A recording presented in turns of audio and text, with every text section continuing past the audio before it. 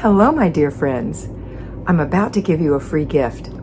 It's a sample video from my patreon.com site, and it is a mini mentoring session. You'll get one of these every Friday, just as a little teaser, a little taste to see what it would be like to get one of these 5 days a week. If you decide you'd like to have one of these mini mentoring sessions 5 days a week, ad-free, go to A Better Life with FlyLady Kat at patreon.com, patreon.com, and sign up. It's only $5 a month. You get 20 videos a month, and they are designed to give you a kick in the pants first thing in the morning. It's set up so that you can see them first thing, so you can watch them in bed even before you get going. It's designed for payroll and at-home homemakers, and it will help you with the way you think about the way you're doing life and doing the FlyLady system. So I hope that you go over and check out my Patreon site. While you're there, look at all of the other opportunities that I have for you for mentoring. We do personal one-on-one mentoring. There are different levels of that. And also I offer this year in 2022 financial mentoring. So if you need a budget, if you would like to be financially independent, now's the time to sign up for that as well. Okay, have a wonderful day. Enjoy the video. Hello, patrons. How are you thinking on the outside? That's the question I want you to ask yourself about things you're involved in, people you're involved with. How are you thinking on the outside of that relationship, on the outside of your home? Okay, so we're going to start with your relationships. Let's start with your spouse. How are you thinking about your spouse when you're not around him? How are you thinking about him? Are you thinking good thoughts about him? Are you thinking about him at all? Are you thinking bad thoughts about him? That's going to affect your relationship with him when you're with him. So I just want to plant that little seed for you, but I'm going to take it to a different place now. How are you thinking about your home when you're not in it? Are you thinking good things about your home? Are you not thinking about your home at all? Or are you thinking bad things about your home? It's going to affect how you take care of your home when you're in it. So maybe we need to change our thinking. If you're thinking, my house is so little and cramped, my house is so huge and overwhelming, my house is so dusty, my house is so cluttered, my house is just not right for us, my house needs to be refurbished, I hate my house. Guess what kind of care you're going to take of your innocent little house? You know, the house it's inanimate. It can't do anything. But I like to put some kind of character on it, right? So it's your little house sitting there just saying, please take care of me, and you are feeling bad about it. And you're feeling bad about it mainly because you haven't been taking care of it. So let's change the way we feel about it. Let's change the way we think about it. And let's start thinking about our home in a different way. I know that I've been the person who's done the same thing. I want to move. I don't like the neighborhood, blah, blah, blah. You know, when I change my mind, it changes everything around me. And then I start looking for the good in my home. I love the view out of this window. I love the way the walls are painted in here. I really enjoy the bathtub. Whatever it is, think of some things you enjoy in your home. Don't be so critical. Think of some things you enjoy in your home. Don't make it harder than it has to be. You know, I tell you that all the time. But I want you to think of things you would enjoy in your home.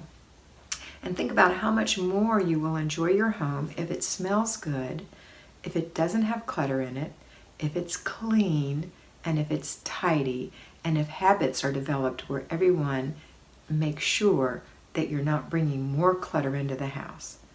So how does that start? It starts with you. You are the heart of the home. You are the woman. This is your vocation to be a mother, to be a homemaker. It's true that you might work outside of the home, but this is your vocation. This is the thing you'll be forever. Okay? This is your vocation, and no one else can do it like you. Your husband can't do it, but he'll try if you don't do it. He'll try, and it won't be satisfactory to you because it doesn't fit right. It's a square peg in a round hole. So you're going to not be comfortable if he starts criticizing you and telling you how to do things because you can't seem to get it done. You're going to resent that. So I want you to start doing the 3-layer cake every day. Watch the daily videos and do the 3-layer cake. The 3-layer cake is just what I call it to keep it simple. You know how we talk to our children, or how I've told you that you want to talk to children. You can't say to a child, go clean your room. It's overwhelming. And I can't say to you, just clean your house. It's overwhelming. So instead, say to your child, please put your shoes in the closet. That's what I want you to do. Get all your shoes, match them up, and put them in your closet. And then you go check on them and you say, outstanding. Excellent job. And then a little while later you can say, you know what? Get all the paper out of your room and put it in this bag and bring it to me. All the paper in the trash. And the next time you go in there, and when he brings it to you, you're going to say, you are ridiculously awesome. And then another time you might go in there and say, okay, I want you to take all your clothes off the floor and put it in this laundry basket right here by your dresser. And he could say, I did it, Mom. You rock, right? And he starts to build his self-confidence and feel better about himself. And you know, it's not going to be so awful to make his bed when his room looks nice and he can walk around in there and his toys are put away, but you can't just say clean your room. So that's the way it is for you. That's why I give you a 3-layer cake. The first layer is your morning routine, your laundry, your paper routine, the after dinner routine, your before bed routine. Those routines are for you, the heart of the home, the alpha, the CEO. That's for you so that you have control, poise, you're centered, you're peaceful. And when you're that way, your husband's not going to tell you how to do the dishes anymore. And he's not going to try to do things in the house that you don't appreciate because it's not the way you would do it. And your kids are going to be more responsive to you because you are calm and peaceful and you look pretty and you smell good, right? Okay, so those routines are for you. Not just the morning routine and the before bed routine. The laundry routine is for you so you don't have that oppressed feeling. And the paper routine is for you so you can get rid of the paper in your house once and for all. The after dinner routine with the family helping is for you so that your kitchen is clean in a matter of minutes after dinner. The before bed routine is also for you so that you are able to go to bed on time, rested and clean with a plan for tomorrow and a clean house or a tidy house. Then the other things that are for you are the zones. Those are for you. These aren't for your family. Yes, they benefit from it, just like they benefit from a peaceful you. They benefit from you being in control. So how are you thinking about this when you're not doing it, when you're outside of it? How are you thinking about routines? How are you thinking about zones? I want you to start thinking about it because I want you to start thinking about it as if it is a gift for you from yourself. That's what it really is. So when you do zone 2, the kitchen, and you work 10 minutes doing a little deep clean thing in there, that's for you so that you never ever again have to work for hours getting your kitchen clean because it's blown up and greasy and nasty and stinky and dirty and out of control. I never want that for you ever again. What I want for you and what you want for you is to walk into a shiny, clean, singing kitchen with a candle burning and clear counters.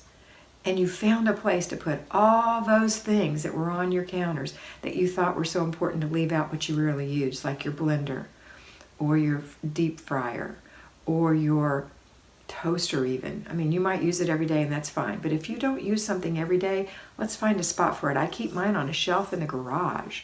Yeah, you might have to cover it with an old towel. Who cares? Who cares? And when you need it, guess what? The air fryer's in the garage, right on that shelf. The crock pot is on the garage, right on that shelf. The Instant Pot is on the garage, in the garage, right on that shelf. My extra baking pans are in the garage, on that shelf, those set of shelves. So if you don't have enough room in your kitchen to store things, put a set of shelves in the garage. An old set, doesn't have to be a great set. This is just a garage item, right?